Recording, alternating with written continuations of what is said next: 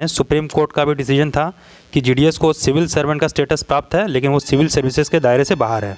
नमस्कार दोस्तों, आपको पता है कि जीडीएस के बहुत से मांगे विभाग या सरकार के पास पेंडिंग है, या तो उस पर विचार नहीं किया जाता है या फिर बहुत से डिमांड को तो डायरेक्ट रिजेक्ट कर दिया जाता है। और रीजन में GDS conduct and engagement rule 3A का जिक्र किया जाता है।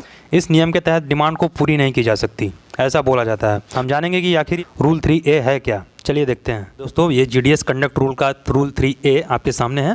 इसको डिटेल में हम देखेंगे कि आखिर इसमें ग्रामीण डाक सेवकों को लेकर ऐसा क्या लिखा गया है जिसकी वजह से जीडीएस एम्प्लॉयज़ को कभी डिपार्टमेंटल एम्प्लॉयज़ का दर्जा नहीं मिलता। देखिए, terms and conditions of engagement, मतलब एक जीडीएस एम्प्लॉय को अपॉइंट करने के क्या क्या टर्म्स एंड कंडीशंस है वो इसमें दिया गया है। किन किन बातों का जीडीएस एम्प्लॉयज़ को ध्यान रखना है, ये सब इसमें लिखा हुआ है। देखते हैं, फर्स्ट में है, ध्यान से समझते चलिए। अ सेवक shall not be required to perform duty beyond a maximum period of 5 hours a day. मतलब एकदम साफ साफ लिखा हुआ है कि किसी भी जीडीएस को पूरे दिन में 5 घंटे से ज़्यादा ड्यूटी नहीं करनी है। कोई आवश्यकता नहीं है 5 घंटे से ज़्यादा ड्यूटी करने की। और जीडीएस की मांग हमेशा से ही रही है कि 8 घंटे की ड्यूटी किया जाए, और डिपार्टमेंट या सरकार इसी रूल का हवाला देकर इस डिमांड को रिजेक्ट करते रहते हैं। अब देखते हैं सेकंड पॉइंट। ये तो नॉर्मल है, इसमें यही है कि 65 साल के एज में जीडीएस एम्प्लॉयज़ रिटायर होंगे। थर्ड पॉइंट देखते हैं। अब यही सबसे मेन पॉइंट है जिसको लेकर कोई भी डिपार्टमेंटल फैसिलिटीज़ जीडीएस को नहीं दी जाती है। A sevak shall have to give an undertaking that he has other sources of income besides the allowances paid or to be paid by the government for adequate means of livelihood for himself and his family। GDS employee को joining के time ये लिख कर देना होगा कि GDS के salary के अलावा उसके पास इनकम के और सोर्सेज भी हैं जिससे वो अपना और अपने परिवार का पालन पोषण कर सके। मतलब क्या है, जीडीएस को उसके सैलरी पर फुली डिपेंडेंट नहीं रहना है। मतलब एक तरह से डिपार्टमेंट ने ये क्लियर कर दिया है कि जीडीएस एक पार्ट टाइम जॉब है। जैसे हमने देखा फर्स्ट पॉइंट में कि 5 घंटे से ज़्यादा काम नहीं करना है। फिर हमने देखा कि सैलरी के अलावा कुछ और सोर्सेस हो इनकम के। इससे क्या होगा कि बाद में जीडीएस एम्प्लॉय ये नहीं बोल सकता कि उसको डिपार्टमेंटल फैसिलिटीज़ दी जाए। नंबर 4 देखते हैं। एक जीडीएस एम्प्लॉय का ट्रांसफ़र एक यूनिट से दूसरे यूनिट में किया जा सकता है, या फिर एक पोस्ट से दूसरे पोस्ट पर भी ड्यूटी दी जा सकती है इन द पब्लिक इंटरेस्ट। आगे देखते हैं फिफ्थ पॉइंट।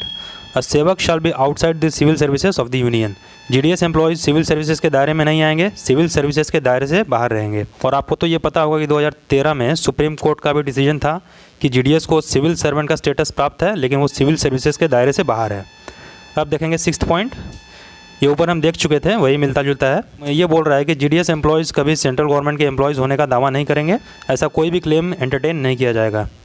दोस्तों, ये सब पढ़ने के बाद आपको भी लग रहा होगा कि समझ में आ रहा होगा कि जो भी जीडीएस की डिमांड्स है वो सब यही है जो इसमें लिखा हुआ है।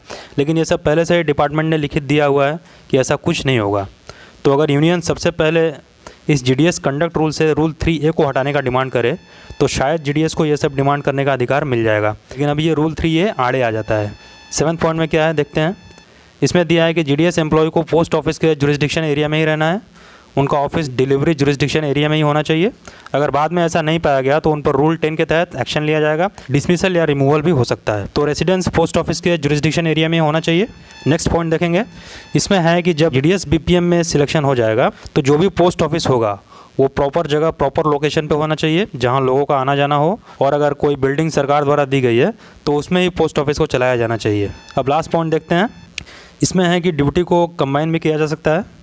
और आप में से बहुत को पता होगा कि कंबाइंड ड्यूटी के लिए अलग कंबाइंड ड्यूटी अलाउंस दिया जाता है। कंबाइंड ड्यूटी मतलब हुआ, सपोज़ करिए कि आपका सिलेक्शन ए बीपीएम में हुआ है और आपके यहाँ बीपीएम का पोस्ट वैकेंट है, तो ऐसे केस में आपसे कंबाइंड ड्यूटी लिया जा सकता है। तो रूल 3A आपको समझ में आ गया होगा। अगर कुछ छूट गया हो, डाउट है तो कमेंट बॉक्स में पूछ सकते हैं। तो आज इतना ही, मिलेंगे नए अपडेट के साथ।